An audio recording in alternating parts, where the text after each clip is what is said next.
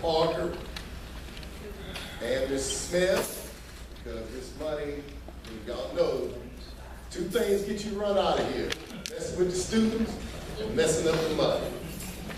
Those are anything else you kind of have a hearing and kind of money and kids, that'll get you run out of here. So please make sure you pay attention.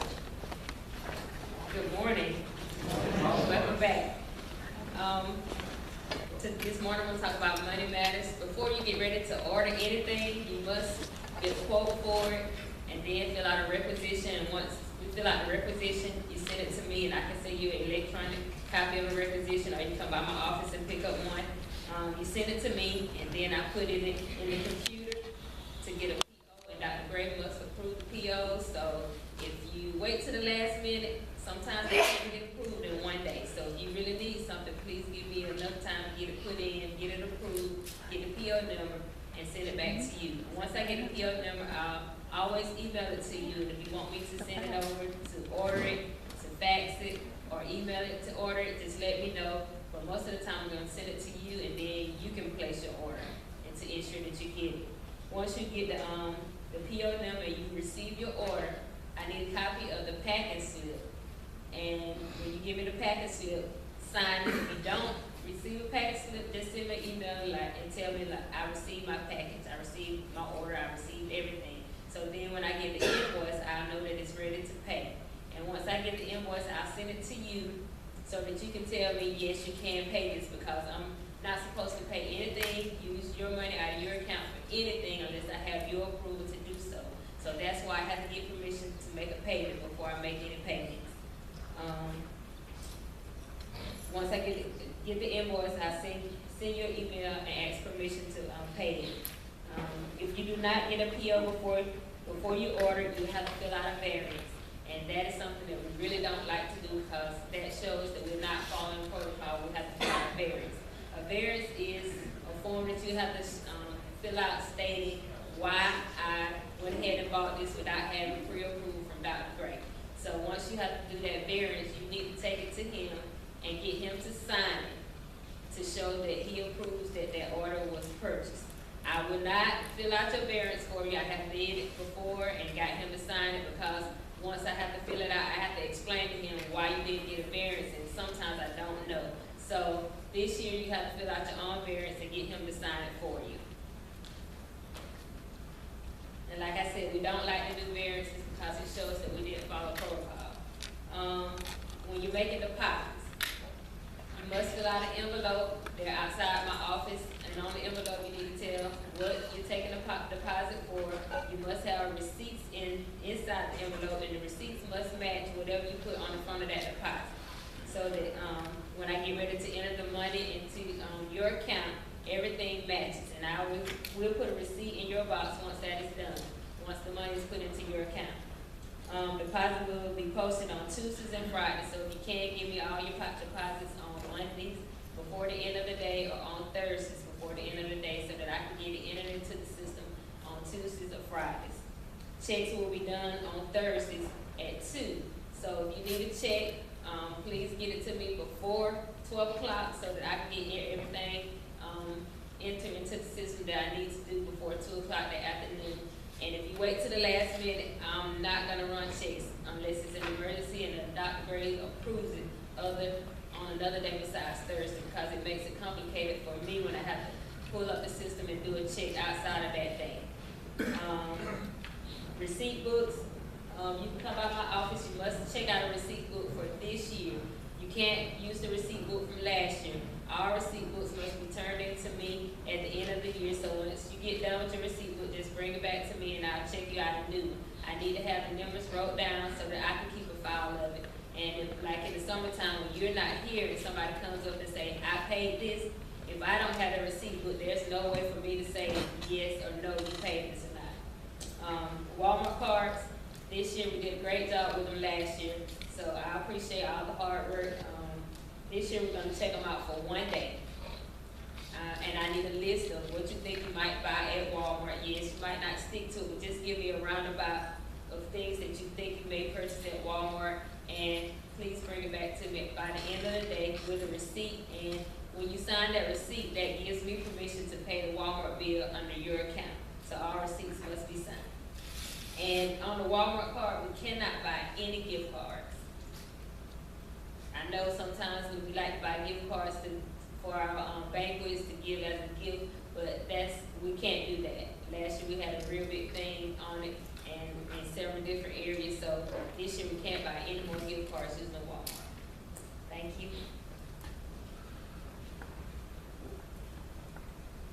All right, mine is just student debt.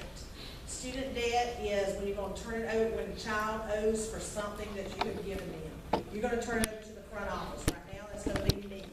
You can turn it over when your activity is over, or you can turn it over while your activity is still going on and let me be the collector. Okay? How do you turn it over? You send me an email with the student's name, how much they owe, what they owe for, what the activity is. Okay? I'll then respond back to you that the student has a debt. If you turn the debt over to me, you do not collect that money from that child anymore. I don't care if you see that child, that parent at a ball game or something, don't take the money, because you take the money and me taking the money, sometimes it doesn't work out too slow. So only one's going to take the money there. If you still have the debt and you hadn't turned it over to me, you have to do parent letters with the debt. These parents have to know. End of last year, they ate me alive. Didn't know anything about a debt, had no clue. I know you tell them, that's fine. But parent letters is included with debts there. Any questions? Yes, sir. Is that for library debts as well? No, library debts, Ms. Brantley does. I'm just school debts, like, sports events and ROTC and stuff like that. Yes, ma'am. So instead of that form, the debt form, Yeah. you want an email? You can do an email. That way we have better documentation, because sometimes those little forms don't get where they're supposed to go. Yep. So go ahead and just email it. That way we have a paper trail. Anybody else? All right.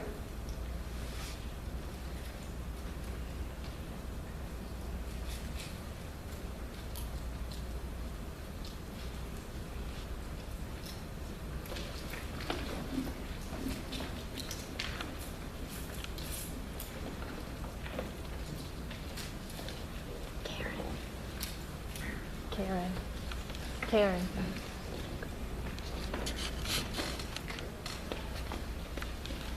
Can you start unboxing those books? Just text to us. Okay. Okay. All right, guys, we're going to go ahead and go over. He was going to go ahead and do this in front of you guys, but I'm going to do this so we can get out. We're going to go over our data for the year, and I know we always hear all the time how our scores are so low, we've got to do better, but we did really good this year with our milestone scores. This year, something we have to go back on. We met with Ms. Gilbert the other day, and they're making us move backwards a little bit and monitor the literacy strategies again. Okay, Dr. Hinton said earlier she wanted us to do the writing every day. I know in math you guys do it in word problems, but she wants the kids answering in context some way every day in all their classes.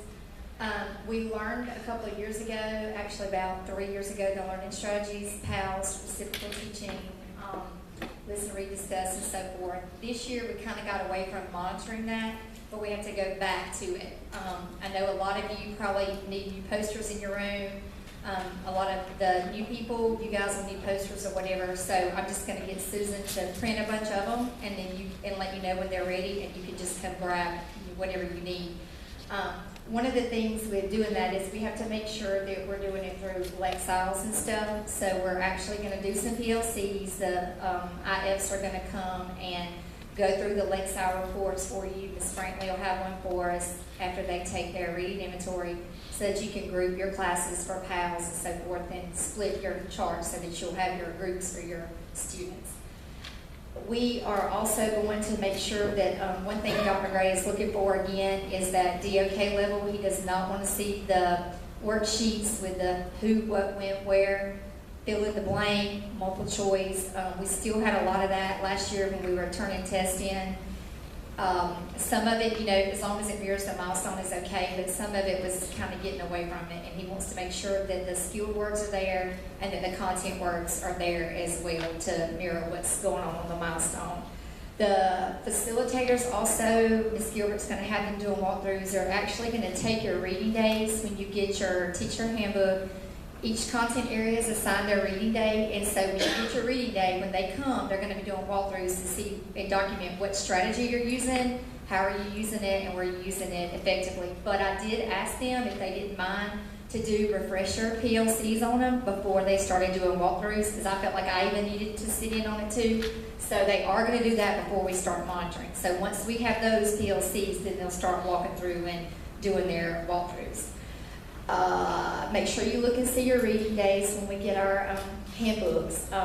Lexile grouping, like I said, I asked them if they wouldn't mind giving you guys PLC time, because I know they have to have so many a month, and let us do that, because if not, then it's going to take a lot of time outside of the classroom to get all that data down. But also the English teachers put them in Infinite Campus, so once you pull up your class roster, you can just click on each kid once the reading inventory tab is open, and it's real easy to record and get your numbers down. But we'll be letting you know when they get those in the computer as well.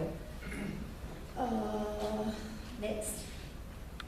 Okay, our reading inventory data, we have gone a long way with this, starting over at the top with, the far end with 9th grade. In August, we want our below basic and our basic numbers to be getting lower, and we want our proficient and advanced numbers to be getting higher. And we are missing at the end down here in August and March some numbers, but that's because we had milestones going on and seniors were leaving early and had activities and picnics and everything, and it was about impossible for Ms. Brantley to grab them and get all the makeups done. But you can see for 9th grade, basically, we went from 47 below basic in the beginning to 33 at the end of the year. We went from 61 to 53 in basic, and then you can tell 74 to 80 and 35 to 37 that we wanted those numbers to get bigger, which we did. And then 10th grade as well, we went from 55 to 34. 52 to 54, we gained a couple in the basic area, but we did increase in proficient and advanced, so give or take, that's gonna happen. Then in 11th grade, we went from 90 to 51, and then 55 to 65, and then 38 to 42, and then 12 to 6. 12th grade, same thing, 53 to 50, 55 to 35, and so forth. But these numbers right here at the end are all for the 12th graders. But also remember, your 11th and 12th graders, guys, are going to be the hardest ones, because by that time, they're pretty much where they're going to be, other than having a repetition with it. Okay, so you're not going to see a huge fluctuation in scores there. All right, our milestone data. One of the things that we had to do different this year was we had to track our SPED kids, our regular kids, and then I had to break apart our honors kids. And the only way that we could do that was to go back and pull the old scores from last year, pull your courses that were honors courses, pull your rosters, because you know if you teach 9th grade honors lit and 9th grade lit, it puts all of your kids together. So your score overall for you that you see is not really accurate compared to if there are 504 and IEP kids in there and honors kids. So we had to break it apart. And so Algebra 1, if you look at these numbers, the S is for state, the R is RESA, and the L is for local, where we are. If you look Algebra 1, I highlighted it in green if we beat RESA that year. And he wanted to show you this, especially because I think we just hear all the time how we got to do better, we got to do better, we got to do better. And so with these, in Algebra 1, you can tell we increased from 15 to 16. We dropped a little in 17. And then in 2018, we went from 15 to 29% pass rate, which also beat RESA by 9. We also broke away the honors last year in honors, which was Ms. Brooker's students. We had a 39% pass rate. And then in 2018, we had a 71% pass rate. So we had a huge gain in honors, and the reason they were asking us to break these apart was because in honors, those are supposed to be our students that are our cushion that we depend on to, you know, inflate our scores. And we're focused on the ones that are not honors, but we don't want our honors to drop either. So we had a big gain in Algebra 1 in honors there. Then in geometry, we went from 19 to 31. Then in 17, we had 24, beating RESA all the way across. And then in 2018, we had a little bit of a drop, and we went down to 18%. Honors in 2017 with Ms. Watts, we had 42% that met, and then in 2018, Ms. Ferris and Ms. Watts taught, and we had a gain and rose to 60%. All right, language arts, 9th grade lit, we went from 31 to 24. We had a drop, but we still were beating RESA. Then we went up to 33%, and then in 2018, we had a 10% gain, so we went to 43%. Honors, and last year we had 90% that met with Coach Watts. This year we had 98% that met with Watts and Pounds, and I do know he wanted me to mention that Miss Pounds also had a 100% pass rate with her honors kids, and we thought that was phenomenal because she came in January. She was a first-year teacher, and then you know those students, a lot of the kids she got had Dr. Lehman, then were transferred somewhere else, then came back. So then I know Coach Watts had like 96% as well, so we had a big gain there. And then in American Lit, we went from 23 to 25 to 27 last year. Honors was 63% met with Ms. Johnson, and then in 2018, we gained 3% and went to 30%, beating RESA again. And she went from 63% to 73% in the honors classes. Then in science, we had big gains in physical science with Ms. Moore. We went from 17 to 15, and then last year she had 52% pass rate, which beat state and RESA. And then with honors last year, she had 15% that met. And then this year, she actually had 68% of her honors kids that met. And she went from 52% pass rate to 75% pass rate, definitely beating state and RESA there. So she did, she's not with us anymore, but she did a great job. Then in biology, we went from 21 to 26, down to 22, and then this year we went up to 38. Honors, Ms. Broxton had last year in 17, she had 78% pass rate, and this year she went to 86% pass rate, so good job there. And then in social studies, U.S. history, we went from 28 to 35, back down to 28, and then this year we're sitting at 23, still beating all 4 years RESA. And then in 2017, we had 75% of the honors kids that met, and then this year we had 64%. So we had a little bit of a dip there. Then in econ, we had 12%, 21%, and 26. And then this year we stayed the same at 26%, still beating RESA. And then 73% of our honors kids met with Ms. Miller, and then 74% met this year with Ms. Miller. Okay. All right, this year we're going to lesson plans. Everything is going to be the same, except for we're going to move our lesson plan platform to Google instead of Dropbox. Yes, Dropbox is, they're wanting us to pay. You know, I know a lot of you were getting messages about wanting you to pay, and I was having to come in there and dig around to go around it so that we didn't have to pay. But there's security and stuff on it. It's really good now, so you can't bypass a lot of it now. So we are going to skip that and just go to Google. And plus, you know, like I said last year, everything in one spot is just much easier to me. So we're going to get away with that. All-in learning, the all-in learning guys have been in touch with Dr. Gray. All of our new clickers came in, so they replaced. We just asked that every set be replaced, not 5 or 6, just replace them all. He's actually not even going to come back and get the old ones. So we're going to keep the older sets, even the ones that were working, we're going to keep them and then use them to troubleshoot some of the ones that aren't working. He's just going to give them to us. I'm assuming all that's okay. He didn't really deal with me. He dealt with Dr. Gray. I don't think he likes me, but I don't think our only learning man cares to me, but go to the next one. All right, SLOs this year, guys. A lot of you have SLOs. I know that English, that social studies and science.